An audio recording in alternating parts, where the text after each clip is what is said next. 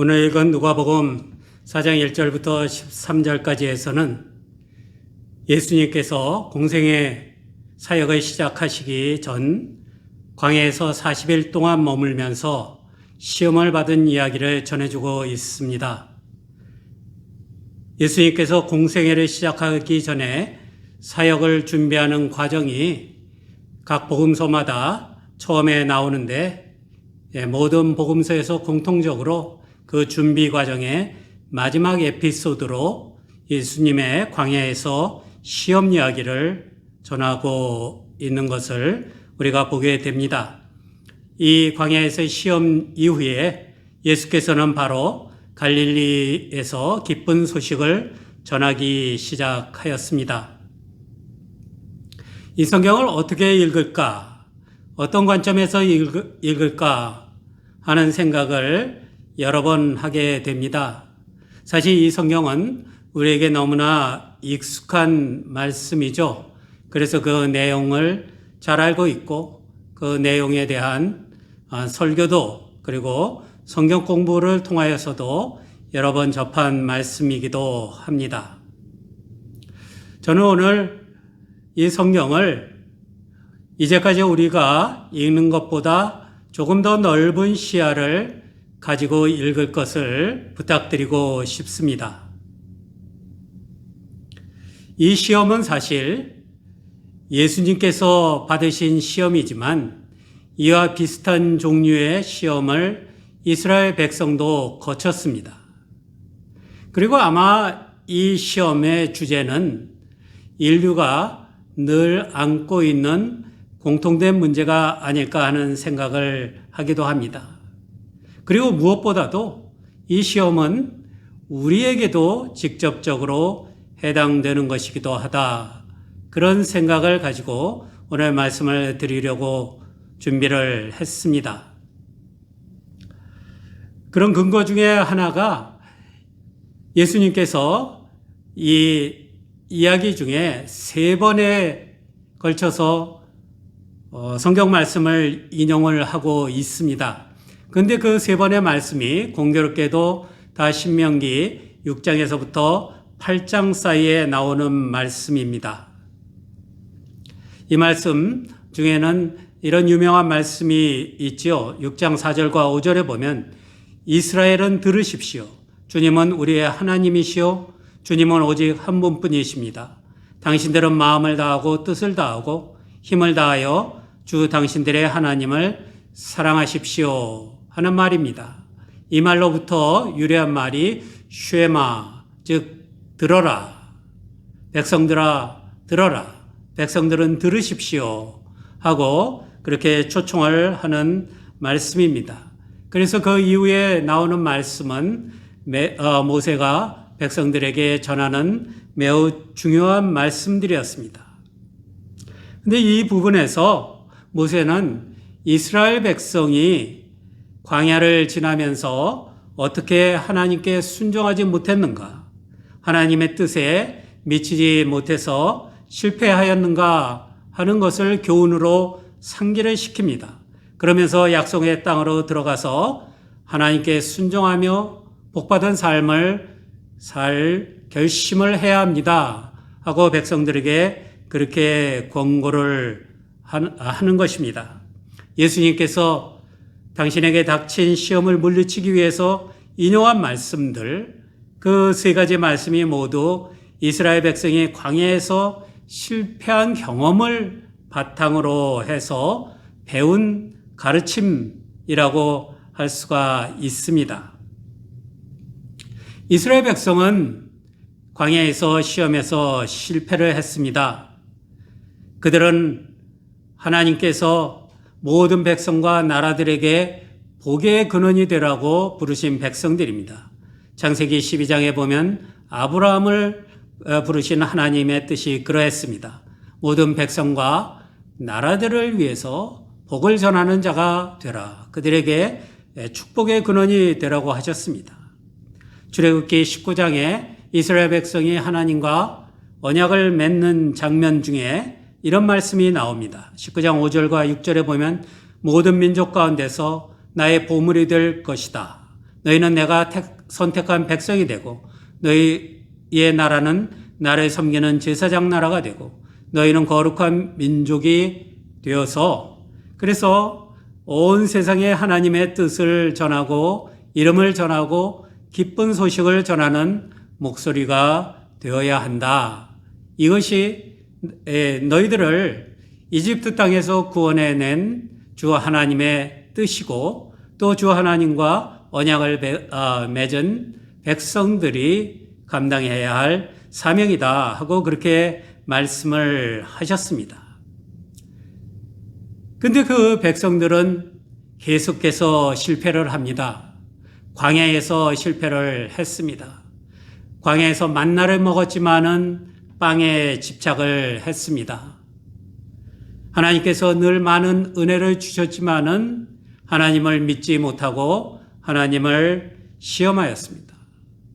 하나님만을 섬기라고 하는 하나님의 엄중한 명령이 있었음에도 불구하고 하나님 외에 다른 우상들을 섬기고 다른 신들을 섬기는 일들을 함으로써 그들은 광야에서 많은 실패를 맛보았습니다.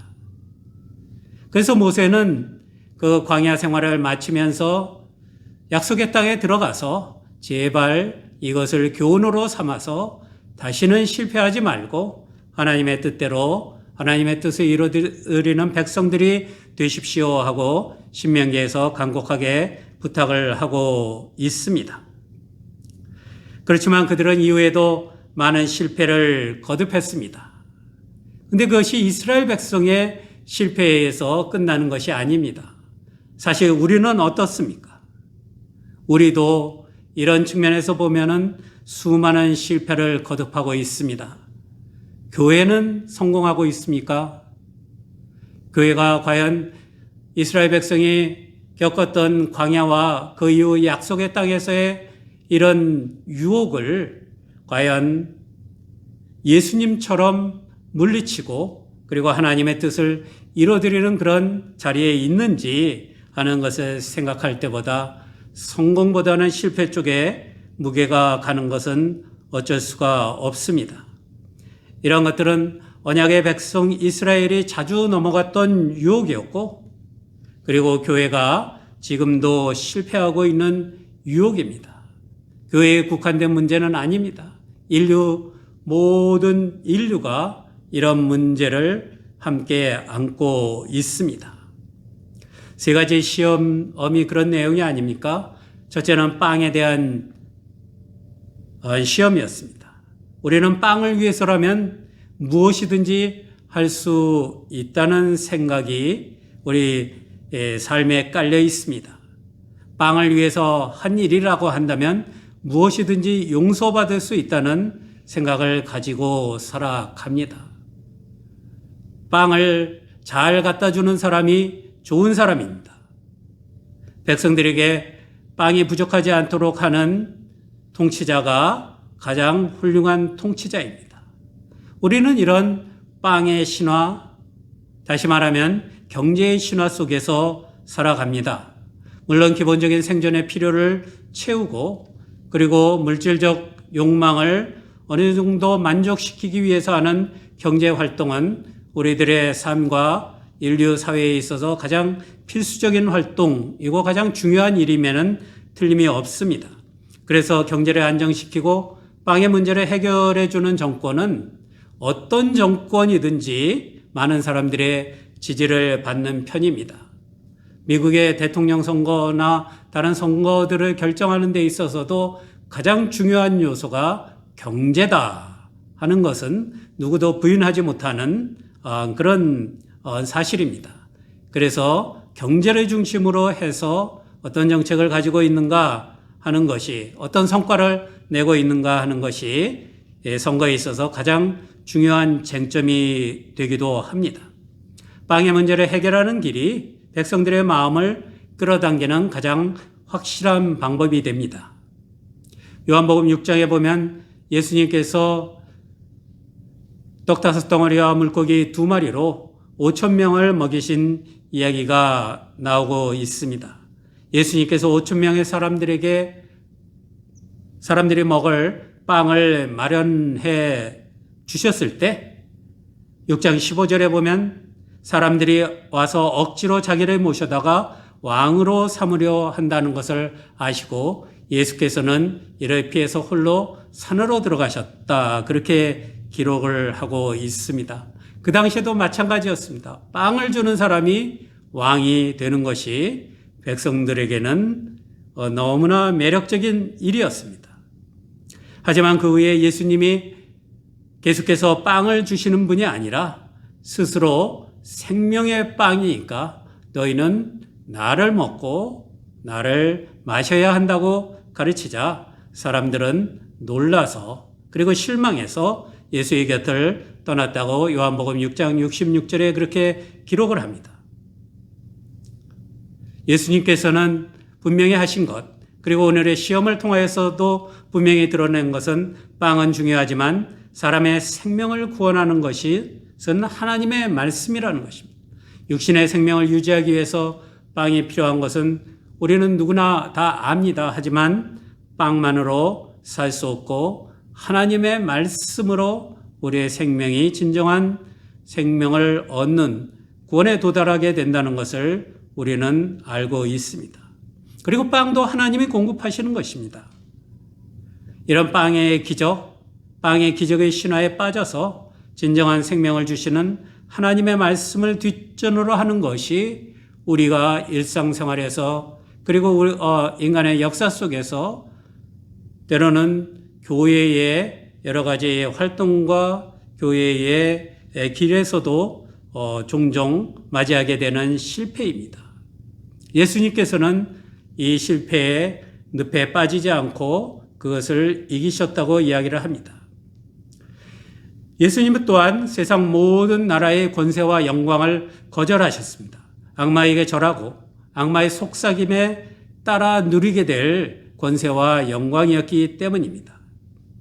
사실 권력을 가지고 영광스러운 평가를 받는 존귀한 자리에 도달하려고 하는 것은 사람 누구에게나 있는 욕망입니다. 성취하려고 하는 욕망인 동시에 또 다른 사람 위에 군림하고자 다른 사람들보다 높아지고 다른 사람들을 다스려 보려고 하는 사람들의 적나라한 본성이 이렇게 드러나기도 합니다.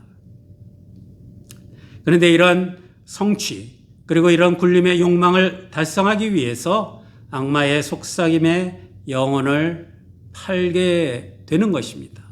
그런 이야기들을 우리는 많이 알고 있습니다.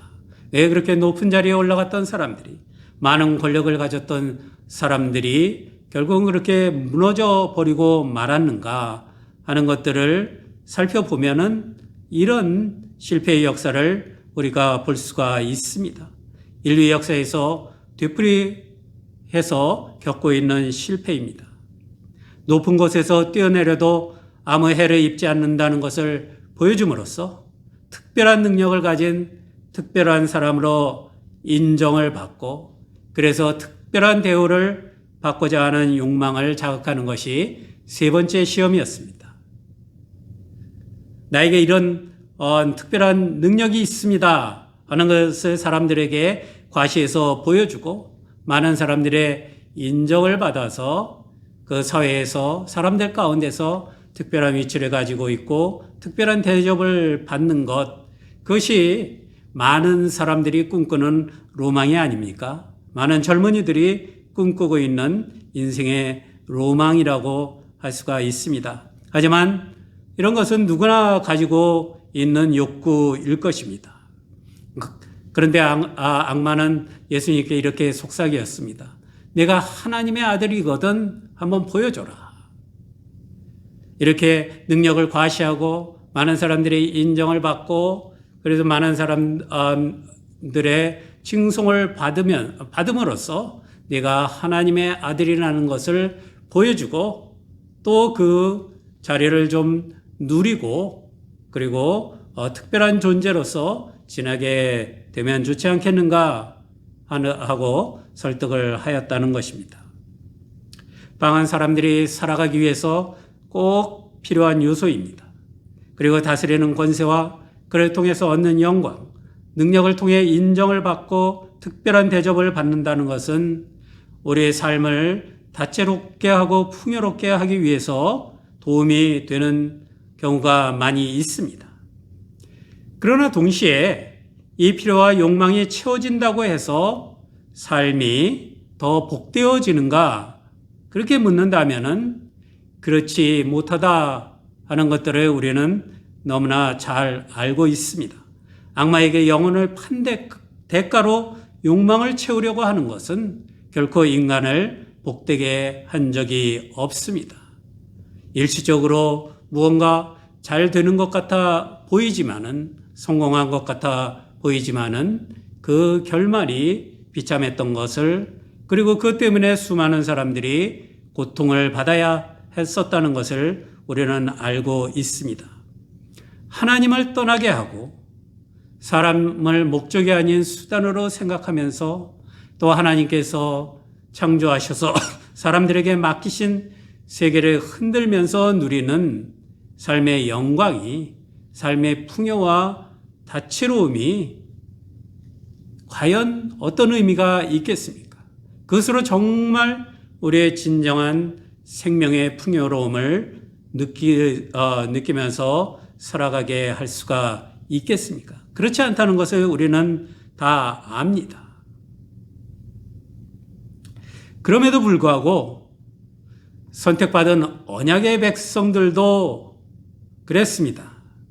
그리고 인류의 역사를 통틀어서 사람들이 살아온 삶의 역사가 필요한 것 이상으로 특별함을 누리고 소유하고 그리고 그것을 자랑으로 삼기 위해서 하나님을 거역하고 사람을 배반하는 과정을 되풀이했습니다.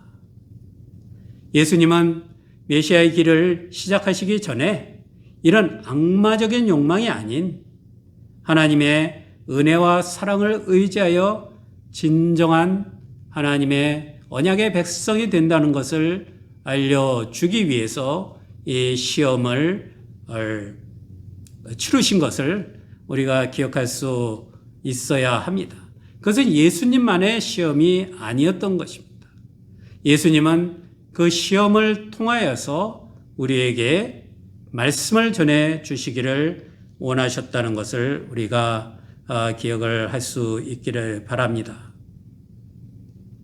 이 이야기는 예수 그리스도를 머리로 하는 신앙 공동체의 한 부분이 되었고, 그리고 예수 그리스도를 통하여 하나님과 맺게 된 새로운 언약의 백성이 된 우리가 이런 같은 실패를 되풀이하고 있는 것에 대한 경고의 말씀이기도 합니다.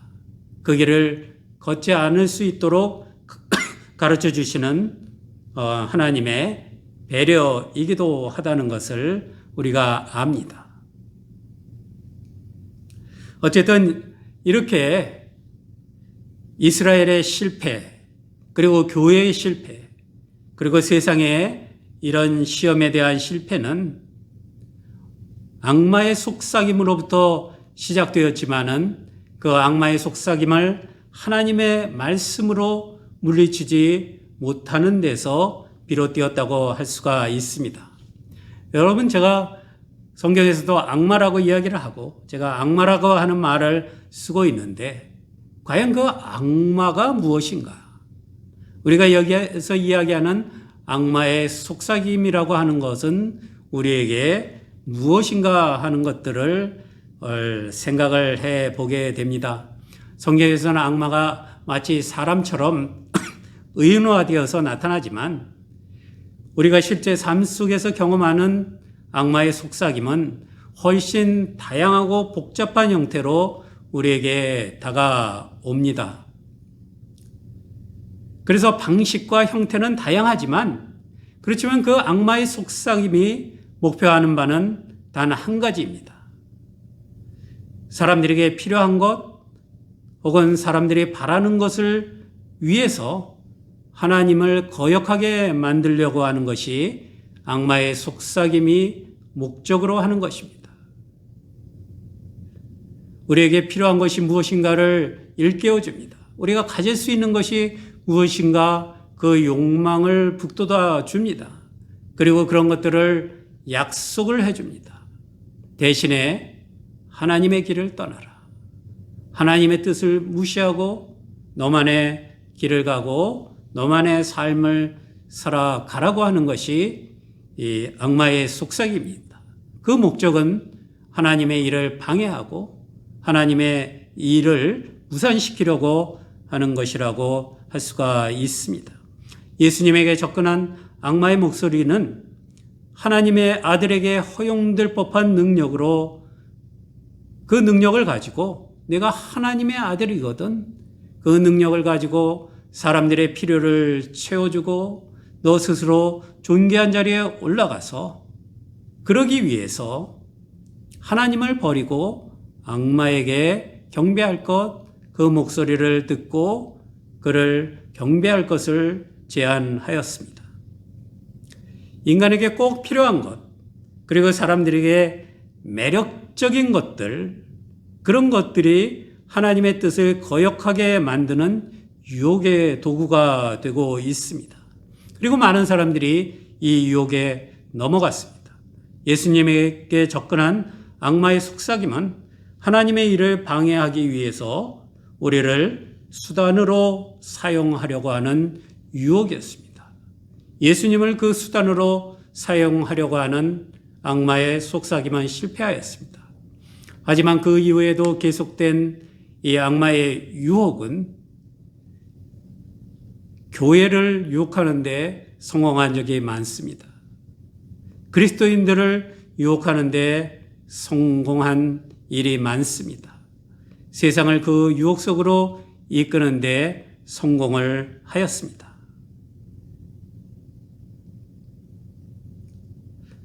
이런 악마의 유혹은 참 다양한 방식으로 우리에게 다가온다고 말씀을 드렸습니다.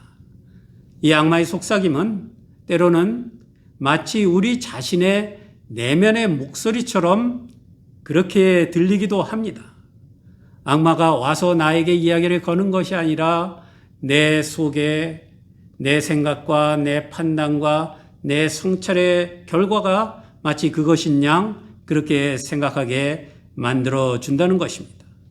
삶의 목표를 생각하고 내가 무엇에다 우선순위를 둬야 할 것인가 하는 것들을 설정하고 내 삶의 가장 중요한 가치가 무엇인가 하는 것을 성찰하는 과정에 악마의 속삭임이 끼어들기도 합니다.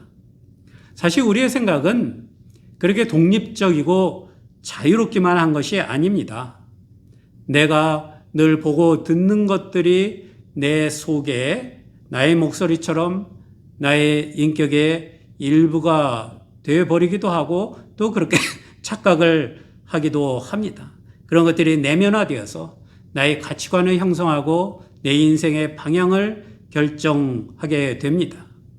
그래서 그런 것들이 나 자신의 판단 그리고 나의 성찰의 결과처럼 다가오지만 때로는 그런 것들이 하나님의 말씀을 무시하고 그것을 따르게 되면 우리는 오늘 이야기한 같은 실패를 반복하는 그런 삶을 사는 결과를 맞게 된다는 것을 우리가 알고 있습니다. 마치 내 생각이나 나의 인생이 하나님의 뜻을 방해하는 도구가 되어버리는 것과 같습니다. 이렇게 악마의 속삭임은 나의 내부에서 들려오기도 합니다. 그렇기 때문에 내 생각이라고 해서 내 오랜 고심의 결과라고 해서 내 삶의 성찰에 대한 성찰의 결과라고 해서 그것을 무조건 따르면 안 된다는 것입니다. 그것을 하나님의 말씀으로 시험을 해봐야 하는 것입니다. 악마의 속삭임은 때로는 다른 사람들의 음성을 통해서 우리에게 다가오기도 합니다. 사람들의 기대가 그런 역할을 합니다. 그리고 사람들의 조언이 그런 역할을 하기도 합니다. 물론 그런 사람들의 기대와 조언은 선의에서 비롯된 것일 경우가 많습니다. 나에게 해를 끼치려고 하는 것도 아니고 특별히 하나님의 뜻을 방해하려고 하는 생각이 있는 것도 아니지만은 결과적으로 나의 길을 틀어서 하나님의 일을 거역하는 방향으로 나의 삶을 나아가게 하는 주변에 요소들이 있습니다. 주변 사람들의 기대나 조언이 그런 역할을 하게 됩니다. 악마의 속삭임이라고 해서 꼭 두렵고 끔찍한 모습으로 우리에게 다가오는 것이 아닙니다. 사회적 기대와 사회적 요청이 그런 역할을 악마의 속삭임의 역할을 하기도 합니다. 하나님의 뜻에 합당한 진정한 풍요와 평화의 삶을 위한 것이 아니라 집단 이기적이고 근시안적인 판단이 한 집단, 한 국가, 그리고 한 시대를 지배하는 경우가 많이 발생합니다. 지나놓고 생각해 보면은 나치의 유태인 학살이라는 것이 얼마나 터무니없는가. 그런 것들을 왜 사람들이 두고 볼 수밖에 없었을까 하는 의문을 갖지만은 그런 생각들이 집단과 시대를 지배하는 경우가 얼마나 많은가 하는 것을 우리 역사가 증언을 하고 있습니다.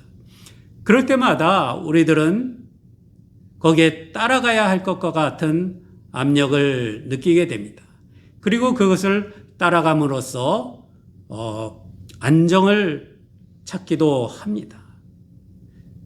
같이 행동해야 할 것 같고, 같이 말해야 할 것 같고, 같이 비난해야 될 것 같고 한 생각들, 그런 생각들이 사회적 요청으로 시대적인 조류로 나타나서 우리에게 악마의 속삭임으로 접근을 하는 경우들도 많이 있습니다. 여러분, 이런 것들을 이겨내는 것이 결코 쉬운 일이 아닙니다. 제한되는 것들이 얼마나 꼭 필요하고 매력적인 것입니까? 오늘 성경에 예로 들어진 것이 빵의 문제였습니다.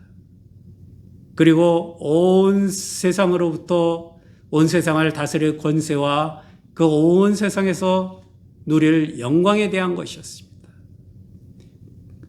그리고 특별한 능력을 받음으로써 내가 어떤 사람이라고 하는 것을 사람들에게 과시하고 그것을 통해서 특별한 지위와 특별한 대접을 누리는 것, 그런 것들이었습니다. 이것들이 다 매력적입니다. 그런데 이 매력적인 것을 갖기 위해서, 그것을 성취하기 위해서, 그것을 누리기 위해서 전제되는 조건이 있는데 내게 절하라는 것입니다. 내 말을 들어라는 것입니다. 나를 경배하라고 하는 악마의 속삭임입니다. 그것을 하나님의 사람들을 하나님의 길에서 떠나게 하기 위한 속삭임입니다. 하나님의 교회를 그 본연의 역할로부터 멀어지게 하기 위한 속삭임입니다. 많이 성공했습니다. 그래서 먼저 선택받은 이스라엘 백성이 많은 실패를 경험했고, 오늘날 하나님의 예수 그리스도의 부탁을 받아서 복음을 전해야 할 사명을 가지고 있는 교회가 또 많은 실패를 경험을 하고 있습니다. 더 이상 실패하지 않고 이기는 길은 무엇입니까? 오늘 성경에서는 너무나 명확하게 알려주고 있습니다. 예수님은 이런 악마들의 속삭임을 하나님의 말씀으로 물리치셨습니다. 4장 4절에 보면 하나님은 빵으로만 먹고 사는 것이 아니다. 신명기 8장에서 인용한 말씀입니다. 4장 8절에 보면 주 너의 하나님께 경배하고 그분만을 섬겨라. 역시 신명기 6장에서 인용한 말씀입니다. 4장 12절에는 주 너의 하나님을 시험하지 말아라. 역시 신명기 6장에서 인용한 말씀입니다. 이렇게 하나님의 말씀이 예수님에게 무기가 되었습니다. 하나님의 말씀이 매력적인 제안을 물리치고 악마의 속삭임을 거절하고 하나님의 길에서 떠나지 않고 그래서 메시아의 길을 십자가까지 끝까지 가실 수 있는 그런 예수님의 무기가 되었습니다. 수시로 그리고 다양하게 우리를 불순종과 거역의 길로 유혹해서 하나님의 일을 방해하려고 하는 악마의 속삭임은 늘 우리에게 다가옵니다. 아니, 한 번도 우리를 떠난 일이 없을 것입니다. 하지만 이 시험을 이기는 길이 있는데 예수님처럼 하나님의 말씀으로 단련을 받는 것입니다. 하나님의 말씀 위에 분명히 서는 것입니다. 예수님은 하나님의 뜻을 따라서 죄와 죽음의 그늘 아래 있는 사람들을 생명으로 이끄는 새 언약을 완성하기 위해서 메시아로 오셨습니다.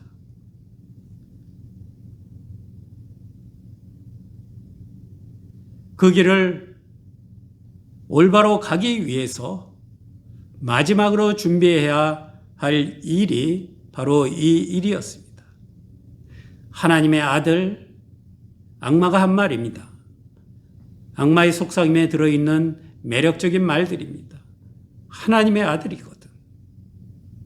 그리고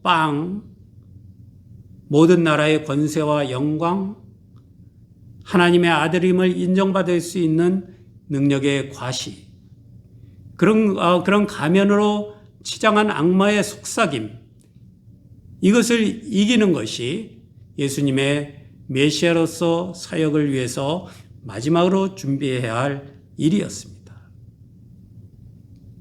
여러분, 이 속삭임은 나중에도 예수님께 종종 찾아왔습니다. 베드로를 통해서 오기도 했습니다. 예수님께서 고난받으실 것을 예고하시자 베드로가 그래서는 안 된다고 예수님을 윽박지르다시피 말렸다는 이야기를 우리는 알고 있습니다.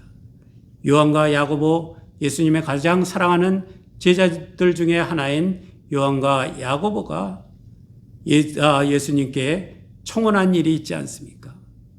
제가 예수님 오른쪽에, 제 형제가 왼쪽에 앉을 수 있을 수 있도록 예수님 좀 신경을 써 주십시오. 그렇게 이야기한 것도 악마의 속삭임이 아니었겠습니까? 그리고 유다의 제사장과 율법학자들과 그리고 특권층을 형성하는 여러 사람들을 통해서 때로는 위협으로, 때로는 회유로 그렇게 예수님께는 속삭임이 전해져 왔습니다. 로마 총독도 그런 역할을 했습니다. 우리도 늘 이런 속삭임에 마주하게 됩니다. 이를 이기는 것은 하나님의 뜻이 무엇인지를 분별하고 그 하나님의 뜻을 따르겠다고 하는 우리들의 신실한 자세와 하나님의 말씀으로 무장한 믿음이 될 것입니다. 예수께서 이기셨듯이 우리도 이 시험을 이길 수 있습니다. 그 이기는 무기는 하나님의 말씀으로 무장된, 하나님의 말씀으로 단련된 믿음입니다. 그리고 하나님께 순종하겠다고 하는 그 서약, 우리들의 결심이 악마의 속삭임을 물리칠 수 있는 우리의 무기가 된다는 것을 기억할 수 있기를 바랍니다. 기도하겠습니다. 하나님 감사합니다. 우리들이 예수 그리스도의 길을 따라서 살아가려고 하는데 너무나 부족한 것이 많음을 주님께서 아십니다. 오늘 주님께서 악마의 속삭임을 물리치시고 하나님의 길을 보여주신 것처럼 그 길을 따라 살아갈 수 있는 저희가 될 수 있도록 도와주시옵소서. 오늘도 예배 드리며 저희들의 헌신, 저희들의 감사, 저희들의 찬양을 주님 앞에 드립니다.